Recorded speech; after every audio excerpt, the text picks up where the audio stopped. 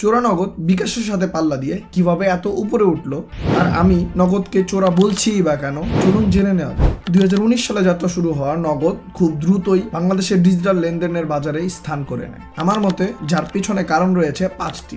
1, এটা সরকারি সহায়তায় গঠন হয়েছিল।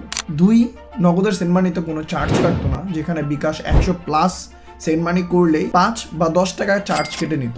এছাড়াও নগদের ক্যাশ আউট চার্জ বিকাশ থেকে অনেক কম ছিল। 3, সুদ বা লাভ ইন্ট্রোডিউস করে ডিজিটাল মাধ্যমে প্রথম নগদ, মানে টাকা কিছুদিন নগদ অ্যাকাউন্টে রাখলে আপনার টাকার উপর লাভ বা সুদ দিবে। আমার সন্দেহ রয়েছে এটা কখনো দিয়েছে কিনা। 4, বিকাশকে খোঁচা মেরে অনেক ধরনের অ্যাডভার্টাইজমেন্ট করেছিল নগদ।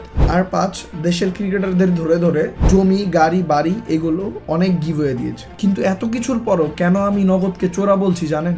কারণ নগদের এই গ্রোথ মূলত হয়েছিল তাদের সেন্ড মানি ফ্রি হওয়ার জন্য। এছাড়াও নগদ বিকাশকে অনেক ধরনের খোঁচা মেরেছিল 100 টাকার উপর যে 5 বা 10 টাকা চার্জ নিত সেন্ড মানিতে, ওইটার জন্য। কিন্তু দিন শেষে এখন তারা 5 টাকা সেন্ড মানিতে 5 টাকা কেটে নেয়। দেখছেন কি অমানুষ? আর বিকাশের এগেনস্টে করা অ্যাড এমন হয়েছে যে আকাশে মারলাম থুতু আর আমার মুখে পড়লো হাগু।